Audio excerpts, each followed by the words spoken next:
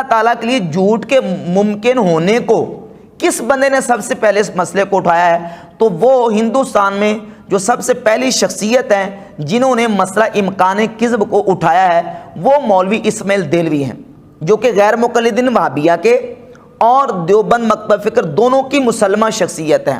ان کی ایک چھوٹی سی ایک رسالی ہے یک روزہ، یک روزہ کے صفحہ نمبر، یہ چھوٹی سی ان کی کتاب ہے یک روزہ، اس کے صفحہ نمبر 17 اور صفحہ نمبر 18 پر اس مسئلے کو بیان کیا ہے کہ اللہ تعالیٰ جھوٹ پہ قادر ہے اور ممکن ہے اس کے لیے کذب کا ہونا اور جھوٹ بولنا اس کے لیے ممکن ہے۔ اگرچہ یہ سارے لوگ یہی کہتے ہیں کہ وہ بول سکتا ہے لیکن بولے گا نہیں، لیکن اللہ کے لیے ممکن مانتے ہیں۔ اور اس کے ساتھ ساتھ یہ دیکھیں کتاب برائن قاطعہ، اس برائن قاطعہ کے لکھنے والے ہیں ناظم تعلیمات دارالعلوم دیوبند مولوی خلیل احمد سہارنپوری۔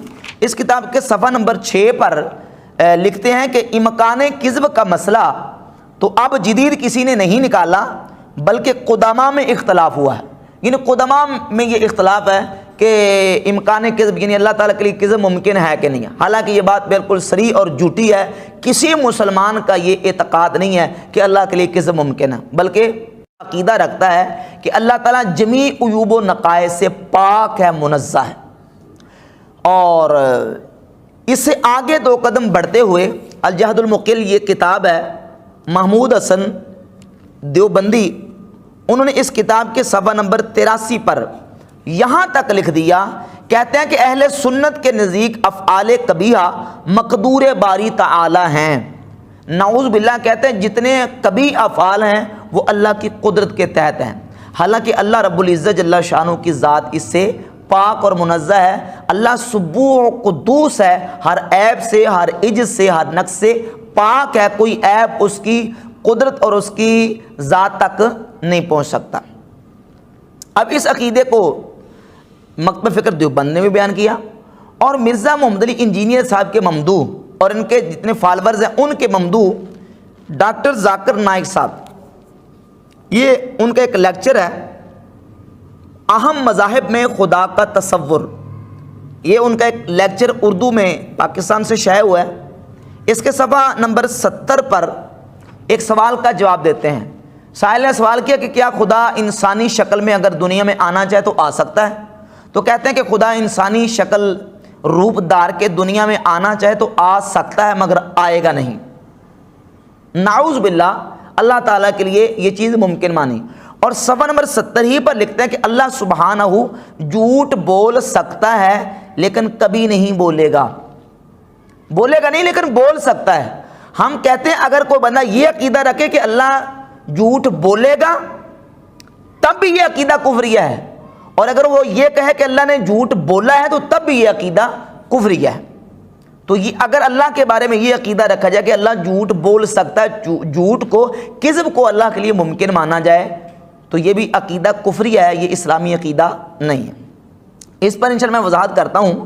سردست میں یہ بات پہلے عرض کر لوں کہ مرزا صاحب یہ بات مان چکے ہیں کہ امکان کذب کا عقیدہ رکھنا اور یہ کہنا کہ اللہ تعالیٰ جھوٹ بولنے پر قادر ہے، جھوٹ بول سکتا ہے، یہ عقیدہ کفری عقیدہ ہے، یہ مان چکے ہیں۔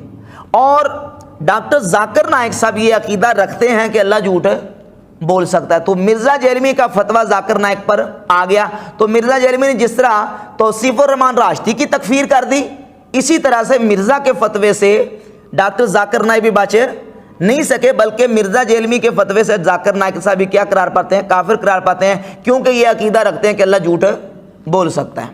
اب رہی آگے بات یہ کہ دیوبندی مکتب فکر کے لوگ اور ذاکر نائک یہ دونوں کہتے ہیں کہ اللہ جھوٹ بول سکتا ہے لیکن بولے گا نہیں۔ تو پہلے اس مسئلے کو بنیادی طور پر سمجھیں کہ اللہ تعالیٰ کی ذات جل شانہ ہر عیب سے نقص سے پاک ہے، منزہ ہے، وہ سبوح قدوس ہے، ہر عیب نقص عیب سے پاک ہے۔ اور تمام مسلمانوں کا عقیدہ کہ اللہ تعالیٰ کی ذات عیوب و نقائص سے پاک ہے۔ اب رہی بات یہ کہ مفہوم کی 3 قسمیں ہیں، واجب، ممکن اور محال۔ واجب وہ مفہوم کہ جس کا ہونا ضروری ہے، جس کا وجود، جس کا ہونا ضروری ہے۔ اللہ تعالیٰ کی ذات، اس کی صفات وہ واجب ہیں جن کا ہونا ضروری ہے۔ مفہوم کی دوسری قسم ہے ممکن۔ ممکن اس مفہوم کو کہتے ہیں جس کا نہ ہونا ضروری ہے نہ ہونا ضروری ہے، یعنی ہونا اور نہ ہونا دونوں برابر ہیں، ہونا بھی ضروری نہیں ہے اور نہ ہونا بھی ضروری نہیں ہے۔ جس طرح کہ تمام عالم، تمام جہان، پوری کائنات اور کائنات کے اندر جو کچھ ہے یہ سارا ممکن الوجود ہے، اس کا ہونا ضروری نہیں اور نہ ہونا ضروری ہو بھی سکتا ہے، نہیں بھی ہو سکتا، اس کو کہتے ہیں ممکن۔ اور مفہوم کی تیسری قسم ہے محال۔ محال اس مفہوم کو کہتے ہیں کہ جس کا نہ ہونا ضروری ہے، جس کا نہ ہونا ضروری ہے وہ ہو ہی نہیں سکتا۔ تو اللہ تعالیٰ جل شانہ کی ذات کے لیے عیب اور نقص اور عجز والی چیزیں وہ محال ہیں، ناممکن ہیں، ممتنع ہیں، ہو ہی نہیں سکتی کہ اللہ تعالیٰ جل شانہ کی ذات کے ساتھ وہ عیب والی چیزیں متعلق ہو سکیں، اللہ کے ساتھ ان کا تعلق ہو سکے۔ جتنی بھی عیب والی چیزیں اللہ تعالیٰ ان سے کیا ہے؟ پاک ہے، ان سے منزہ ہے، ان سے مبرہ ہے۔ اب جتنے نقائص ہیں، جتنے عیوب ہیں، اللہ تعالیٰ ان سے پاک ہے اور وہ اللہ کے لیے محال ہے۔ تو اللہ تعالیٰ کی قدرت کا تعلق وہ ممکنات کے ساتھ ہے، محالات کے ساتھ اللہ کی قدرت کا تعلق نہیں۔ نہ ہی واجب کے ساتھ اللہ کی قدرت کا تعلق ہے اور نہ ہی محال کے ساتھ اللہ کی قدرت کا تعلق ہے۔ یعنی ان اللہ علی کل شیء قدیر، اللہ ہر شے پر قادر ہے، ہر چاہت پر قادر ہے۔ تو اللہ تعالیٰ جل شانہ کی قدرت کا تعلق وہ ممکنات کے ساتھ ہے، محالات اور واجب کے ساتھ نہیں۔ اللہ تعالیٰ قادر ہے۔ اب کو نعوذ باللہ اس قدرت کو کا معنی مطلب یہ سمجھے کہ اللہ تعالیٰ ہر کچھ کر سکتا ہے، ہر عیب بھی کر سکتا ہے، ہر عیب پہ قادر ہے، نعوذ باللہ، تو یہ اسلامی عقیدہ نہیں ہے۔ دیکھیں صفت قدرت کا دائرہ ہے، تو جو چیزیں ممکنات ہیں وہ صفت قدرت کے دائرے کے اندر ہیں۔ بات سمجھ آ رہی ہے؟ ممکنات صفت قدرت کے دائرے کے اندر ہیں، تو قدرت کا تعلق ممکنات کے ساتھ ہے۔ جو صفت قدرت کے دائرے سے باہر ہیں ان کے ساتھ قدرت کا تعلق نہیں ہے۔ یعنی اللہ تعالیٰ اپنی صفات پیدا کرنے پر قادر نہیں ہے، یعنی اللہ کی قدرت کا اپنی صفات کے ساتھ تعلق نہیں ہے۔ نعوذ باللہ جہل اختیار کرنے پر قادر نہیں ہے، کیوں؟ اس لیے کہ قدرت کا تعلق اس کے ساتھ نہیں ہے۔ تو اگر اس ضابطے کو مان لیا جائے، اب یہاں یہ کہا جاتا ہے، کہتے ہیں ان اللہ علی کل شیء قدیر، اللہ ہر شے پہ قادر ہے۔ تو جب ہر شے پہ قادر ہے تو پھر جھوٹ پہ بھی قادر ہے، یہ دلیل پیش کی جاتی ہے کہ اللہ ہر شے پہ قادر ہے، تو جب ہر شے پہ قادر ہے تو جھوٹ پہ بھی قادر ہے، جھوٹ بھی بول سکتا ہے۔ تو بھئی اگر اس بات کو مان لیا جائے، نعوذ باللہ اگر اس ضابطے کو مان لیا جائے، تو صرف جھوٹ نہیں بلکہ جتنی عیب والی چیزیں ہیں، جتنی کبھی چیزیں ہیں، نعوذ باللہ تعالیٰ، ان سب پر اللہ تعالیٰ کو قادر ماننا پڑے گا، اور یہ ماننا پڑے گا کہ اللہ تعالیٰ نعوذ باللہ وہ ساری چیزیں کر سکتا ہے، جھوٹ بھی بول سکتا ہے، ظلم بھی کر سکتا ہے، نعوذ باللہ تعالیٰ شادی بھی کر سکتا ہے، بچے بھی پیدا کر سکتا ہے، اپنی صفات کو ختم بھی کر سکتا ہے، اور خودکشی بھی کر سکتا ہے، نعوذ باللہ تعالیٰ، العیاذ باللہ تعالیٰ۔ جتنی عیوب والی چیزیں ہیں وہ ساری کی ساری اللہ تعالیٰ کے لیے ثابت ماننی پڑیں گی، اور ماننا پڑے گا کہ ان سب پہ قادر اور سارا کچھ کر سکتا ہے۔ حالانکہ اللہ تعالیٰ کی ذات سبوح و قدوس ہے، عیب سے پاک ہے، اس کے لیے محال ہے، عیب اس کی ذات کے ساتھ متعلق ہی نہیں ہو سکتا۔ تو جب باقی عیوب اللہ کی ذات کے ساتھ، اس کی صفت، اس کی قدرت کے ساتھ متعلق نہیں ہو سکتے، تو جھوٹ بھی اللہ کی صفت قدرت کے ساتھ متعلق نہیں ہو سکتا۔ اب یہ ان لوگوں کا جو طریقہ استدلال ہے نا، جو امکان کذب کے، اللہ تعالیٰ کے لیے جھوٹ کے ممکن ہونے کے قائل ہیں، ان کا طریقہ استدلال ایک قدیم گمراہ فرقہ گزرا ہے، معتزلہ کے عقیدے کی طرح ہے، ان کے طریقہ استدلال کی طرح ہے۔ معتزلہ ایک قدیم گمراہ فرقہ گزرا ہے جو کہتے تھے کہ قرآن کریم اللہ تعالیٰ کی مخلوق ہے۔ کہتے ہیں قرآن میں لکھا ہے ان اللہ علی کل شیء قدیر، اللہ ہر شے پہ قادر ہے۔ انا انزلناہ فی لیلۃ القدر، اللہ فرماتا ہے ہم نے قرآن کو لیلۃ القدر میں نازل کیا۔ انا انزلناہ قرآنا عربیا، بے شک ہم نے قرآن کو عربی میں نازل کیا۔ اور قرآن کی سورۃ الزمر کی آیت نمبر 62 میں اللہ فرماتا ہے اللہ خالق کل شیء، اللہ ہر شے کا خالق ہے۔ کہتے ہیں چونکہ قرآن بھی ایک شے ہے لہذا اللہ قرآن کا بھی خالق ہے۔ اب انہوں نے جو خالقیت کی صفت ہے اس کے تحت قرآن کو بھی مان لیا جو کہ اللہ کی صفت ہے۔ بات سمجھے؟ میں نے جو شروع مقدمے میں اس میں یہی ہے نا کہ صفات باری تعالیٰ وہ واجب ہیں، ممکن ہے، قدرت کا تعلق ممکنات کے ساتھ ہے، واجب اور محال کے ساتھ نہیں ہے۔ تو اب نعوذ باللہ کوئی بندہ یہ کہے کہ اللہ تعالیٰ اپنی صفات کو ختم کر دینے پر یا صفات پیدا کرنے پر قادر ہے تو یہ اسلامی عقیدہ نہیں ہے، کیونکہ اللہ کی جو قدرت کی صفت کا دائرہ ہے اس کا تعلق ممکنات کے ساتھ ہے، محال اور واجب کے ساتھ نہیں۔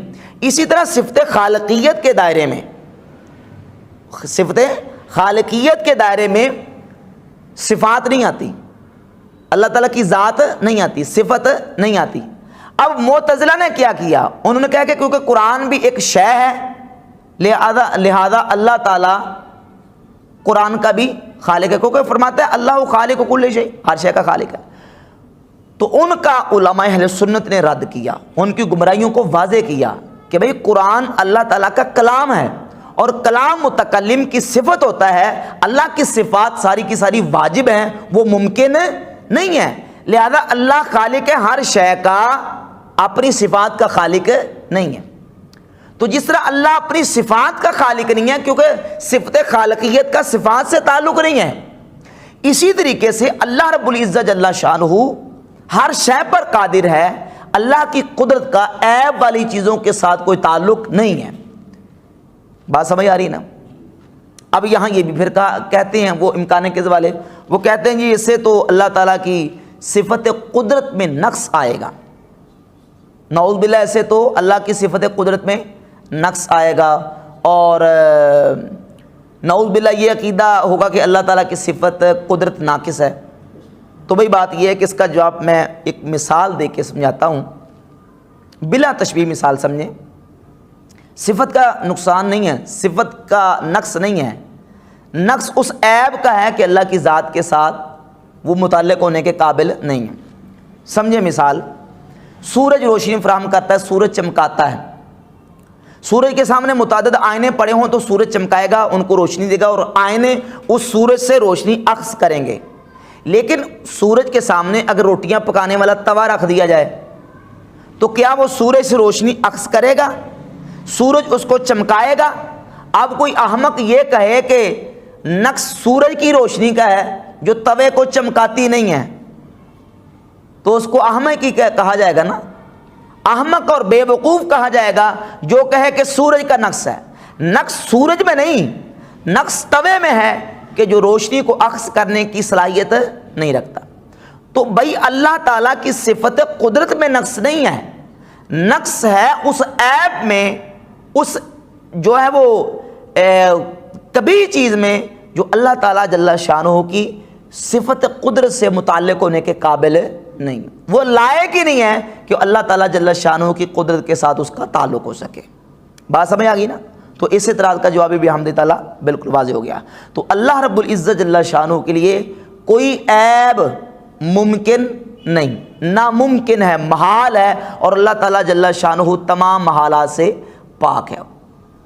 اللہ تعالیٰ جل شانہ کی صفت کا محالات کے ساتھ تعلق نہیں ہے۔ اب اس سلسلے میں ایک اور بھی حوالہ دیا جاتا ہے کہ دیکھیں اللہ تعالیٰ نے کفار کے بارے میں یہ فیصلہ فرما دیا کہ جہنم میں رہیں گے، جنت میں نہیں جا سکیں گے۔ تو بھئی اللہ تعالیٰ قادر ہے، اللہ تعالیٰ چاہے تو ابو جہل کو جنت میں داخل کر دے اور فرعون کو جنت میں داخلہ عطا کر دے۔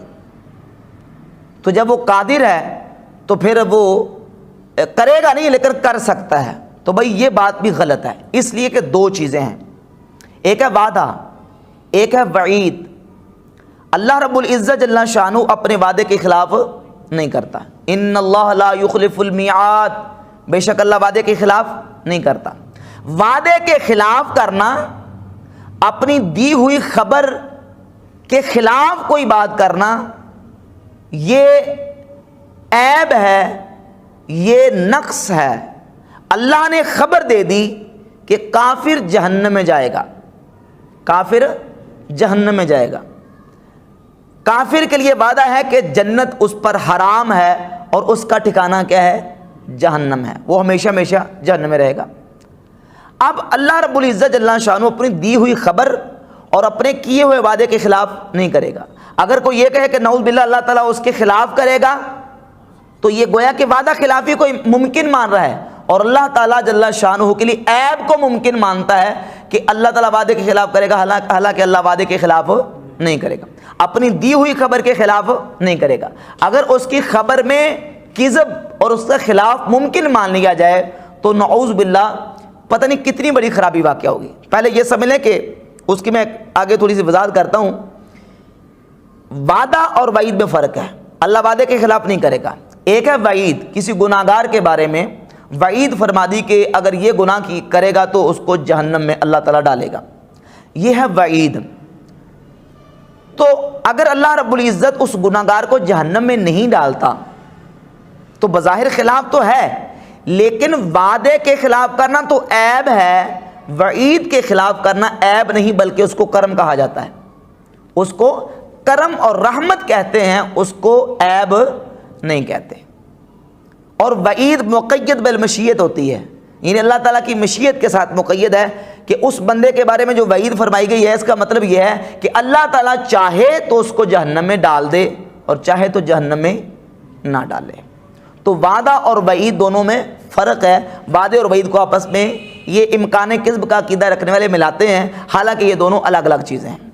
باقی رہی بات یہ کہ امکان کذب کا اگر عقیدہ مان لیا جائے نعوذ باللہ تعالیٰ تو اسے اسلام پر وہ اعتراضات ہوں گے کہ اٹھائے نہیں اٹھیں گے، اور اسلام پر کیے ہوئے اعتراضات کے جوابات نہیں ہو پائیں گے۔ نعوذ باللہ وہ لوگ جو کہتے ہیں کہ اللہ تعالیٰ جھوٹ بول سکتا ہے، جھوٹ بول سکتا، بولے گا نہیں، وہ بول سکتا ہے، تو گویا کہ اللہ کے لیے نعوذ باللہ وہ اللہ تعالیٰ کے لیے کذب ممکن مان رہے ہیں۔ اب دیکھیں جتنے اسلام کے عقیدے ہیں، عقائد اسلامیہ اللہ تعالیٰ کے خبر دینے سے ثابت ہیں، اللہ تعالیٰ نے خبر دی تو اس سے عقائد ثابت ہوئے۔ اب اگر کوئی بندہ کذب کو اللہ کے لیے ممکن مانے تو اخبار الہیہ پر یقین باقی نہیں رہے گا، اللہ تعالیٰ کی دی ہوئی خبروں پر یقین باقی نہیں رہے گا، بلکہ اعتماد اٹھ جائے گا اور شک اور تشویش کی کیفیت پیدا ہو جائے گی نعوذ باللہ تعالیٰ۔ وہ اس طرح سمجھنے کہ بلا تشبیہ میں کہتا ہوں زید ایسا سچا ہے جو جھوٹ بول سکتا ہے، زید ایسا سچا ہے جو جھوٹ بول سکتا ہے، تو مجھے بتائیں آپ کو زید کی کسی بات پر کامل یقین اور محکم یقین رہے گا؟ کیوں؟ اس لیے کہ اس میں کذب کا امکان ہے، اس کی ہر خبر میں آپ کو شک ہوگا کہ ہو سکتا ہے کہ زید نے یہ خبر جھوٹی دے دی ہو سکتا ہے کہ زید نے یہ خبر غلط دے دی ہو، تو اس کی کسی خبر پر یقین باقی نہیں رہے گا۔ اور اگر میں کہوں کہ زید ایسا سچا ہے جو جھوٹ بول ہی نہیں سکتا، فرض کریں زید ایسا سچا ہے جو جھوٹ نہیں بول سکتا، تو اب کیا ہوگا؟ اب نتیجہ کیا نکلے گا کہ اس کی ہر بات پر آپ یقین کریں گے کیونکہ ایسا سچا ہے جو جھوٹ نہیں بول سکتا۔ تو ہمارا مسلمانوں کا خدا وہ ہے جو ایسا سچا ہے جو جھوٹ بول ہی نہیں سکتا، تو اس کی ہر خبر پر یقین ہمارا محکم ہے اور یقین کامل ہے۔ تو نعوذ باللہ اگر یہ عقیدہ رکھ لیا جائے نا کہ اللہ جھوٹ بول سکتا ہے، ایسا سچا ہے جو جھوٹ بول سکتا ہے، تو پھر کسی خبر پر یقین باقی۔ عیسائی غیر مسلم کہہ سکتے ہیں کہ تم تو اس کو خدا مانتے ہو جو جھوٹ بول سکتا ہے، تو جو خبریں قرآن کی صورت میں تمہارے پاس موجود ہیں یہ اسی کی خبریں ہیں نا، اسی کا کلام ہے نا جس کے بارے میں تم کہتے ہو کہ وہ جھوٹ بول سکتا ہے۔ تو قرآن کی جو آیت بھی آپ پڑھیں گے اس میں ہی وہ اعتراض کر سکتا ہے کہ دیکھیں آپ کا خدا وہ ہے جو جھوٹ بول سکتا ہے، تو ہو سکتا ہے کہ اس جھوٹ بول سکنے والے نے ہو سکتا ہے کہ نعوذ باللہ یہ جھوٹ بول دیا ہو، تو آپ اس کا جواب، یہ امکان کذب والے اس کا جواب نہیں دے سکتے۔ تو بحمد تعالیٰ اہل سنت کا عقیدہ بالکل واضح ہے کہ ہم اللہ تعالیٰ جل شانہ کو ایسا سچا مانتے ہیں جو جھوٹ